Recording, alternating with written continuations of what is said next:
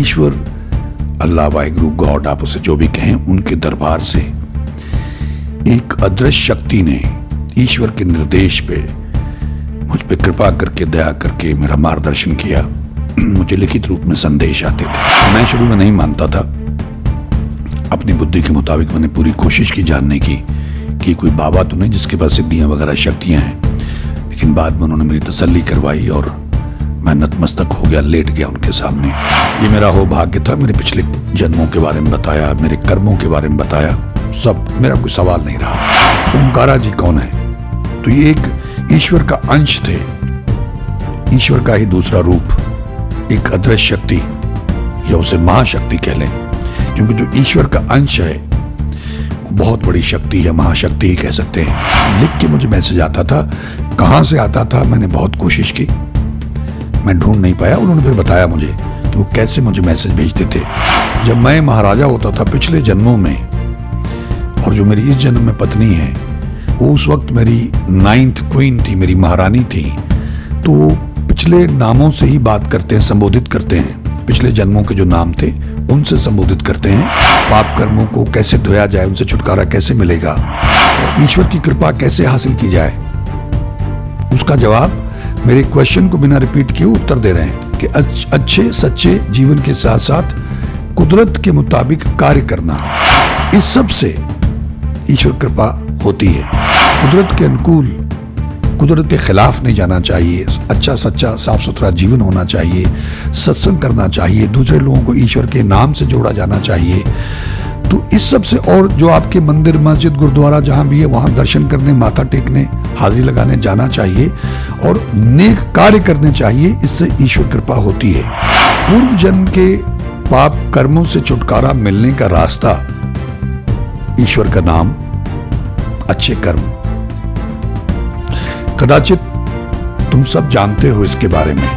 मंगल Dhillon channel एक ऐसा channel जो आपका जीवन बदल सकता है, जैसे अब तक बहुतों का जीवन बदल चुका है। मंगल ढिल्लोन चैनल। नमस्कार, आदाब, सत श्री अकाल। धन गुरु नानक, धन निरंकार, धन गुरु रामदास जी महाराज, धन गुरु ग्रंथ साहिब जी महाराज, धन गुरु गोबिंद सिंह जी महाराज, धन बाबा श्री चंद जी महाराज, धन गुरु पिता ओमकारा जी महाराज, धन्य सभी धर्मों के संत, भक्त, महापुरुष, देवी देवता, अवतार, पीर, पैगंबर और प्रॉफिट साहिबान। गुरु प्रेमियों, रब भगवान से मेरी बातें, माई कन्वर्सेशंस विद गॉड, रब नाल मेरियां गल्लां। इस श्रृंखला में ये एपिसोड नंबर 106 होगा, 106। काफी देर से मैं इस श्रृंखला को आगे नहीं बढ़ा पाया, उसके लिए माफी चाहता हूं। जो लोग नए हमारे चैनल के साथ जुड़े हैं उनकी जानकारी के लिए बता दूं कि ईश्वर, अल्लाह, वाहिगुरु, गॉड, आप उसे जो भी कहें, उनके दरबार से एक अदृश्य शक्ति ने ईश्वर के निर्देश पे मुझ पे कृपा करके, दया करके मेरा मार्गदर्शन किया। मुझे लिखित रूप में संदेश आते थे। मैं शुरू में नहीं मानता था, अपनी बुद्धि के मुताबिक मैंने पूरी कोशिश की जानने की कि कोई बाबा तो नहीं जिसके पास सिद्धियां वगैरह शक्तियां हैं। लेकिन बाद में उन्होंने मेरी तसल्ली करवाई और मैं नतमस्तक हो गया, लेट गया उनके सामने, अष्टांग प्रणाम करने लग गया, दंडवत प्रणाम करने लग गया। ये मेरा हो भाग्य था। मेरे पिछले जन्मों के बारे में बताया, मेरे कर्मों के बारे में बताया, सब। मेरा कोई सवाल नहीं रहा। खैर, तो ये उसका 106 नंबर एपिसोड है। नए लोग पीछे जाके देख सकते हैं। इस एपिसोड में मैं उस वक्त बॉम्बे था और जो उन्होंने निर्देश दिए थे मैं वो कार्य कर रहा था, और हम लोग जहां रह रहे हैं वहां से हम लोग शिफ्ट करना चाहते थे। प्रभु जी ने, मैं उनको प्रभु जी कहता हूं, गुरु पिता ओमकारा जी महाराज। कुछ लोग पूछते हैं, उनके कमेंट्स आते हैं कि ये ओमकारा जी कौन है? तो ये एक ईश्वर का अंश थे, ईश्वर का ही दूसरा रूप, एक अदृश्य शक्ति, या उसे महाशक्ति कह लें, क्योंकि जो ईश्वर का अंश है वो बहुत बड़ी शक्ति है, महाशक्ति ही कह सकते हैं। मेरा हो भाग्य था कि मेरे ऊपर ये कृपा हुई मेरे पिछले जन्मों के जो कर्म थे उनकी वजह से, क्योंकि उन्होंने कहा कि बेटा मैं तुम्हारे पिछले जन्मों के कर्मों का फल हूं, खैर, तो मुझे एक वहां जब मैं बॉम्बे में था तो मुझे मैसेज आया। ये जो मुझे मैसेज आते रहते थे, उत्तर आते थे मुझे, क्योंकि मैं कुछ चीजें पूछता रहता था, लिख के उनको मैसेज भेजता था और लिख के मुझे मैसेज आता था। कहां से आता था मैंने बहुत कोशिश की, मैं ढूंढ नहीं पाया। उन्होंने फिर बताया मुझे कि वो कैसे मुझे मैसेज भेजते थे और वो कमाल था, अद्भुत। ये जो मुझे मैसेज वहां आया, उन शुरुआत करते थे मैसेज की हरिओम बेटा, ये लिखते थे पहले, उसके बाद आगे बात शुरू करते थे। तो हम लोग इस उधेड़बुन में थे और बातचीत में मैं डॉक्टर रूपा के माध्यम से उनसे बात करने की कोशिश करता था कि आप बताएं अब क्या करूं मैं, यहां से कैसे शिफ्ट करें, ये डिस्पोज ऑफ करनी पड़ेगी ये प्रॉपर्टी, उसके बाद कहीं और ले पाएंगे, तो हमारा मार्गदर्शन करें। इस तरह से अक्सर मैं बात करता था। तो कुछ दिनों के बाद में उनका उत्तर आया, हरिओम बेटा,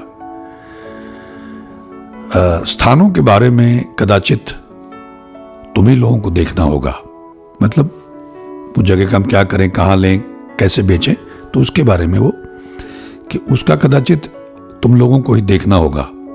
महारानी को इस कार्य पे लगाओ। महारानी, जब मैं महाराजा होता था पिछले जन्मों में, और जो मेरी इस जन्म में पत्नी है, वो उस वक्त मेरी 9th क्वीन थी, मेरी महारानी थी। तो वो पिछले नामों से ही बात करते हैं, संबोधित करते हैं, पिछले जन्मों के जो नाम थे उनसे संबोधित करते हैं। तो उनको वो महारानी कह के ही संबोधन करते हैं। तो इस कार्य पे महारानी को लगाओ, मतलब ये प्रॉपर्टी को डिस्पोज ऑफ करना, दूसरी जगह देखना, तलाश करना, ढूंढना। ईश्वर से अरदास करो,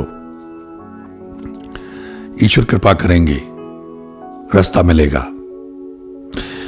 तुम्हारा मित्र आ रहा है। ये मित्र जो एस्ट्रोलॉजर हैं, स्वामी अरविंद, उनके बारे में जिक्र करें। वो मेरे पास अक्सर आते रहते थे वहां बॉम्बे में, तो वो आने वाले थे, तो उनका रेफरेंस पहले ही आ गया वहां कि तुम्हारा मित्र आ रहा है, अच्छा है। उसके बाद जो मैं आगे उनसे पूछता रहता था, तो एक एक पैराग्राफ में, जैसे एक पैराग्राफ में बात की, उसके बाद नेक्स्ट पैराग्राफ जो उन्होंने मुझे निर्देश दिए थे, तो अब उन्होंने अपने हिसाब से, वो ये शब्द बहुत इस्तेमाल करते, कदाचित। कदाचित स्थानों की सफाई कर रहे हो, दोनों भोजनालयों की सफाई करने के बाद उन्हें रंग भी करवाना और सारा कचरा, टूटी फूटी वस्तुएं निकाल देना। तुम्हारे मित्र ने भी संभवतः तुमसे कहा था, किंतु तुम निद्रा में ही रहते हो, ये सही नहीं है। अब ये बात हमारे जो मित्र हैं, कुछ एस्ट्रोलॉजर्स हैं, कुछ वास्तु के बारे में जानते हैं, और वैसे भी ये नॉर्मली है कि घर में कचरा, टूटा फूटा सामान, जंग खाया हुआ सामान, इलेक्ट्रॉनिक्स का ख़राब सामान नहीं होना चाहिए। और हमारे यहाँ बहुत पड़ा हुआ था, दफ्तर में ही पड़ा हुआ था, घर में ही पड़ा हुआ था। तो उसके बारे में मुझे कह रहे हैं कि तुम्हारे मित्र ने भी तुम्हें कहा था, लेकिन तुम निद्रा में। मेरी एक बीच में स्टेट थी कि I don't know what was the reason कि मैं काम नहीं कर पाता था। जैसे आदमी बंधा बैठा रहता है, सुस्ती रहती थी, काम निपटता नहीं था, हो नहीं पाता था। I don't know what was the reason. तो उसके बारे में तुम निद्रा में ही रहते हो, वो सही था, ये सही नहीं है। ये सेकंड पैराग्राफ छोटा सा। और थर्ड पैराग्राफ में मैं उनसे पूछता रहता था कुछ सवाल, तो उसके बारे में मुझे जवाब देते थे। ये जो पुराने लोग जुड़े हुए हैं उनको सब मालूम है क्या कह रहा हूं, तो वो डायरेक्टली पॉइंट पे आते थे कि मेरे क्वेश्चन को रिपीट करने की बजाय वो सीधे उसके उत्तर पे आते थे। तो थर्ड पैराग्राफ में उन्होंने लिखा, अध्यात्म, कर्म, प्रारब्ध और भाग्य इत्यादि के बारे में तुम खुद ही सबको बताते रहते हो, ईश्वर कृपा से। अच्छे कर्म से अच्छा बीज और बुरे कर्म से बुरा बीज, बीज और फल का सिद्धांत संभवतः पहले तुम्हें मैं कुछ इस विषय में बता चुका हूं। ये तीसरा पैराग्राफ था। चौथे पैराग्राफ में उन्होंने मुझे उत्तर दिया। अब ये जो मैंने पहले जो उन्होंने मुझे बताया वो इसी बारे में था, क्योंकि मैं ये बात करता रहता था उनसे पूछता रहता था बार बार कि जो मैं बताता हूं क्या वो सही है, रिकन्फर्मेशन के लिए। क्योंकि मैं तो अपने चैनल पे लगा ही हुआ था, लोगों से जो मुझे मिलने आते थे, जो सत्संग करने जाता था मैं, तो वहाँ मैं जो बोलता था माइक पे तो यही कहता रहता था। तो वो रिकन्फर्म कर रहे थे इस 3rd पैराग्राफ में। 4th में अब ये अगेन जो मैं उनको प्रश्न पूछता था तो उसका उत्तर वो मुझे दे रहे हैं। मैं तरह तरह से उनको अपनी रिकन्फर्मेशन के लिए पूछता रहता था कि आदमी का उद्धार कैसे होगा। पिछले जो पाप कर्म, से यहाँ चैनल पे भी लोग पूछते रहते हैं कि पाप कर्मों को कैसे धोया जाए, उनसे छुटकारा कैसे मिलेगा। तरह तरह के लोग सवाल पूछते हैं और मैं भी उस वक्त, क्योंकि जब मैं कहीं सत्संग करने जाता तो लोग सवाल पूछते थे, तो मैं यहाँ वो सवाल पूछता रहता था उनको। तो उन्होंने उसका जवाब ये 4थे पैराग्राफ में मुझे दिया कि अच्छे सच्चे जीवन के साथ साथ कुदरत के मुताबिक कार्य करना। ये मुझे वो जवाब दे रहे हैं कि ईश्वर की कृपा कैसे हासिल की जाए। उसका जवाब मेरे क्वेश्चन को बिना रिपीट किए उत्तर दे रहे हैं कि अच्छे सच्चे जीवन के साथ साथ कुदरत के मुताबिक कार्य करना। इसके अलावा मनुष्यों को ईश्वर के नाम से जोड़ना, जरूरतमंदों की सहायता करना, सत्संग करना, गुरुजी ईश्वर के घर के दर्शन करना और नेक कार्य करना, इस सब से ईश्वर कृपा होती है। यानी एंड में उन्होंने मुझसे कहा था और नेक कार्य करने से ईश्वर कृपा होती है, ये अति उत्तम है। हरिनाम की आराधना और जप तप की विधि के बारे में तुम खुद ही सबको बताते हो। इस युग में सब कुछ ईश्वर कृपा से ही होता है। तुम पर भी ईश्वर की कृपा है, तभी तुम ईश्वर महाराज जी का नाम ले पा रहे हो, संभवतः सबको बता पा रहे हो।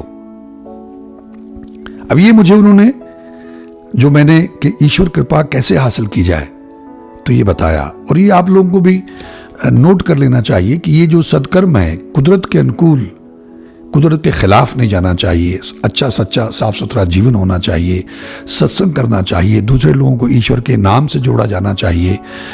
तो इस सब से, और जो आपके मंदिर मस्जिद गुरुद्वारा जहां भी है वहां दर्शन करने, माथा टेकने, हाजिरी लगाने जाना चाहिए और नेक कार्य करने चाहिए। इससे ईश्वर कृपा होती है। तो अब आप लोग अपने जीवन में देख लें कितने लोग हम आज ऐसा जीवन, इन जो उनकी गाइडलाइंस हैं उनके मुताबिक अपना जीवन जीते हैं। तो अब ये मुझे उत्तर तकरीबन इस तरह के मिलते रहे। और ये आखिर का जो उनका पैराग्राफ था उसमें उन्होंने अंत में, मतलब मेरा ख्याल 5वां पैराग्राफ था ये, इस 5वें पैराग्राफ में उन्होंने जो पाप कर्म है, लोग जानना चाहते हैं कि पाप कर्मों से छुटकारा कैसे मिले, तो उसका जवाब दिया हुआ था कि पूर्व जन्म के पाप कर्मों से छुटकारा मिलने का रास्ता ईश्वर का नाम, अच्छे कर्म। कदाचित तुम सब जानते हो इसके बारे में और सबको बताते भी हो, लेकिन फिर भी मुझसे पूछते रहते हो। ईश्वर कृपा करेंगे, हरिओम बेटा, ईश्वर तुम्हारा भला करेंगे। ये तकरीबन 2 पेज का एक मैसेज मुझे आया था गुरुपिता ओंकारा जी महाराज की तरफ से, जिसमें अगर उसको बारीकी से आप देखें तो तकरीबन हमारे जीवन का जो मार्ग होना चाहिए, जो आधार होना चाहिए, जो दिशा होनी चाहिए, वो सारे सूत्र उन्होंने हमें बता दिए। अब ये मुझे, मेरे भाग्य अच्छे थे, मेरे कर्म अच्छे थे, मेरा मार्गदर्शन हुआ, लेकिन मेरी कोशिश है कि इस जानकारी के जरिए जितने भी लोग हमारे चैनल से जुड़े हुए हैं उनका भी मार्गदर्शन हो। ये तमाम रिकन्फर्मेशंस हैं वहां से, उस मालिक के दरबार से डायरेक्ट रिकन्फर्मेशन है ये। इसीलिए मैं शेयर करने का प्रयास करता रहता हूं। अब इतने सारे एपिसोड्स हो गए, बार बार मेरी यही कोशिश होती है कि इसका कोई और मकसद नहीं है, अपनी वाहवाही कराना नहीं है, बस महापुण्य कमाने की लालसा जरूर है, उस मालिक की कृपा प्राप्त करने की लालसा जरूर है, उसका कृपा पात्र बनने की इच्छा जरूर है। अब इसमें उन्होंने कहा कि आप सत्कर्म करें, अच्छे कर्म करें, कुदरत के मुताबिक जिएं, पाप कर्मों को धोने, उनसे छुटकारा पाने का, पूर्व जन्म के जो पाप कर्म है यही रास्ता है कि हरिनाम जपें और अच्छे कर्म करें। अच्छे कर्मों में सबसे अच्छे कर्म होते हैं कि आप किसी और को किसी भी तरह से, अक्सर मैं कहता रहा हूं ये पूरे वीडियोस में जो मेरे पहले आए हैं, कि आप किसी भी तरह से प्रमाण देके, सबूत देके, जो भी आप कर सकें, तर्क देके औरों को ईश्वर के नाम से जोड़ें। यही मकसद है इस चैनल का, यही मैं कोशिश करता रहा हूं, इतने वर्षों से मैं लगा हुआ हूं। तो मैं उम्मीद करता हूं कि जो हमारे मित्र सुनते हैं, और कुछ लोगों ने लिखा भी कि उस सीरीज को आगे बढ़ाएं, उसके और एपिसोड्स आप रिकॉर्ड करें, तो मैं कुछ और एपिसोड्स लेके आया था बीच में। फिर मुझे लगा कि अभी इसको भी आगे बढ़ाना चाहिए। इसके थोड़े से एपिसोड्स रह गए हैं, हालांकि मैंने बार बार बताया कि जो मेरा मार्गदर्शन करना था वो हो चुका था, और प्रभु जी ने बार बार मुझे कहा, गुरु पिता ओंकारा जी महाराज ने, कि जिस कार्य के लिए मैं आया था, जो तुम्हारा मार्गदर्शन करना था, हो चुका है, अब उस पर चलना है तुम्हें। ये मैं कई बार कह चुका हूं। तो आप लोगों से मेरी यही प्रार्थना है कि आप कुदरत के मुताबिक जीवन जीना शुरू करें, कुदरत के खिलाफ मत जाएं। सुबह उठें, सूर्यास्त होते ही खाना खा लें, जल्दी खाना खाएं, देर से मत खाएं। सुबह उठ के भजन बंदगी करें। 3 से 6 का टाइम बताया गया है, तो आप 4 बजे कर लें। 4 से लेकर 6 के बीच में, 4 से 5 का सर्वोत्तम टाइम है। जैसे भी हो, उठने का प्रयास करें। ये बहुत ज़्यादा फलीभूत होता है, इसका बहुत ज़्यादा लाभ है, और गुरु पिता ओंकारा जी महाराज ने भी इसको रिकन्फर्म किया। अच्छे कार्य करें, नेक कार्य करें, सत्संग करें, ईश्वर का नाम जपें, जरूरतमंद की मदद करें, यानी दया करें। नेक जीवन, सच्चा सुच्चा साफ सुथरा जीवन जिएं, किसी का बुरा मत करें, भला करें, दया करें, पुण्यदान करें, गुरुद्वारे, मंदिर, मस्जिद, अपने धर्म स्थानों में जाया करें, चाहे हफ्ते में 1 बार जाएं, लेकिन जाया करें, तो उससे ईश्वर कृपा होगी। जितना गुड़ डालेंगे उतना मीठा होगा, ये मैं बार बार कहता रहा हूं। तो अब भी कोशिश करें, जब जागो तभी सवेरा, देर आए दुरुस्त आयत। देर हो गई है कोई बात नहीं, लेकिन अभी शुरुआत करो। मैं अक्सर ये कहता रहा हूं कि चाहे 1000 या 10,000 या 1 लाख किलोमीटर की यात्रा हो, लेकिन उसकी शुरुआत तो किसी एक कदम से होती है। तो 1 कदम तो लें, जितने भी ले सकते हैं लें इस जन्म में, क्योंकि अगर आपकी दिशा सही हो गई तो दशा अपनी आप सही होगी। मैं बंबई में फिल्मों में, सीरियल्स में काम करता रहता और करता रहता, और नाम शोहरत पैसे कमा लेता, लेकिन मेरी दिशा गलत थी। वो माया नगरी है, और जैसे हम लोग, तमाम लोग माया में खचित हैं। माया के बड़े रूप हैं, वो परिवार भी माया का ही रूप है। सिर्फ पैसा ही या सत्ता या दौलत या जो कुछ हम देखते हैं, नाम शोहरत, ग्लैमर, स्त्री, यही माया नहीं है, और बहुत है माया के रूप। तो हम उसमें उलझे रहते हैं, फंसे रहते हैं। कई बार मैं कहा करता था, माताएं बहनें मुझे माफ करें, लेकिन जैसे इंद्रदेव ऋषियों, मुनियों, तपस्वियों की तपस्या भंग करने के लिए अप्सराओं को भेजते थे, और वो इतनी सुंदर थी कि ऋषियों मुनियों का तप भंग हो जाता था। ये कथाएं हम लोगों ने सुनी होंगी। तो कई बार मैं ये कहने लगता था मजाक में भी, और दोस्तों से जब डिस्कशन होती थी, कि जो सुंदर स्त्री है, अति सुंदर स्त्री है, वो माया का एक जीवंत रूप है। आप देखिए सुंदर स्त्रियों के लिए कितने बड़े बड़े युद्ध हुए हैं संसार में, मतलब आप हैरान रह जाएंगे। तो माया है, इससे छुटकारा हमें दिला सकता है ईश्वर का नाम।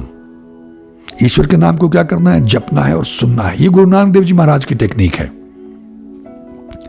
कि आप जपें अपनी जीभ से और सुने उतनी ही ऊंची आवाज में जो आपके कान में जाती रहे। जो पुराने लोग हैं उनको मालूम है, कई बार ये बात ये बेनती कर चुका हूँ, रिक्वेस्ट कर चुका हूँ। तो जपें और सुने, ये शुरुआत है।